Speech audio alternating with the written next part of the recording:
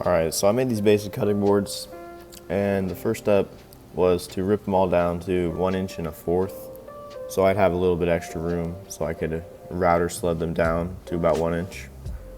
So they're just black walnut and hard maple boards that I was ripping down.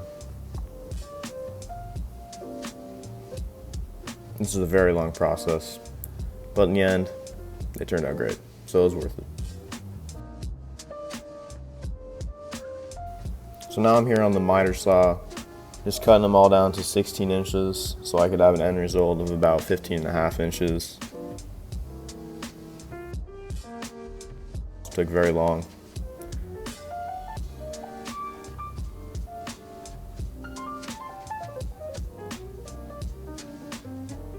So right here I'm just putting on some painter's tape to protect my clamps from getting glue on them.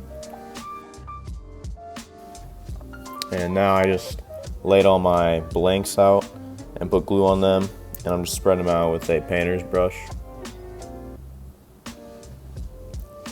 And then I could just put them back up vertically, and then I could just clamp them down.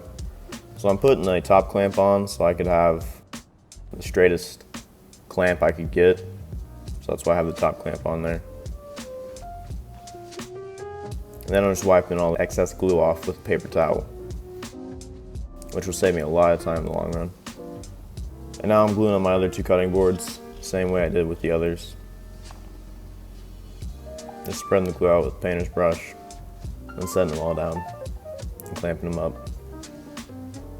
And once again, I have the top clamp to get me a straight glue up.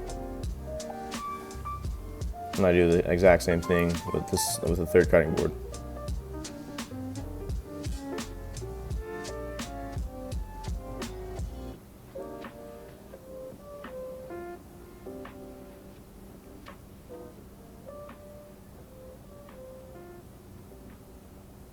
So right here I'm just getting my hot glue gun to secure the blank down to my workbench. It's a really great way to do it without having to use nails or staples. And then I just got my router sled and I flattened it using a 1-inch straight bit.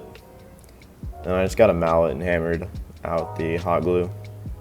And then I took it to the table saw and used my miter gauge with a piece of plywood attached to it just to square up the edges. And now I'm adding about a 1/4 inch chamfer to all the edges. And then on the very bottom, I'm just doing a small chamfer with my block plane. And now I'm sanding using lines to make sure I get the most flat surface. And that was just 80 grit sandpaper. And I sent it to 120 grit. And now I'm putting water on it to raise the grain. So whoever buys these cutting boards, when they wash it, they're not going to get that grain raised, so the cutting board will stay nice and smooth. Then after I raise the grain, I just sand it down to a 220 grit surface.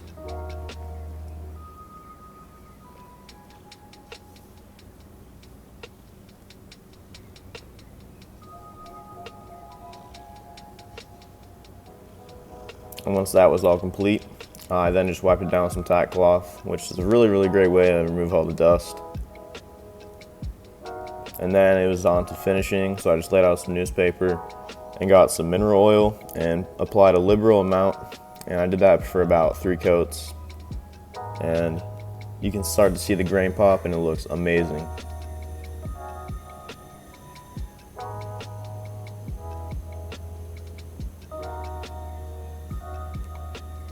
And then right here, I'm putting on a 4th coat, and it's a mineral oil plus wax finish. I like to finish my cutting boards off with wax.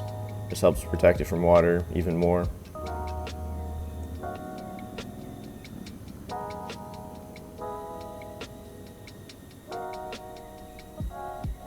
And right here, I'm just marking a set area about 1 inch from either side of the corners to put my feet.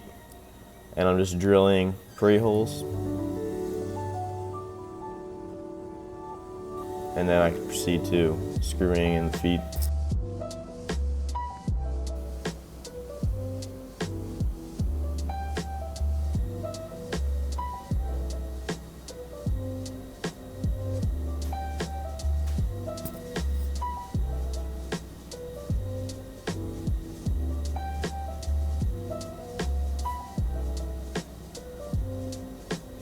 Then after all the feet were finished, my cutting boards were done.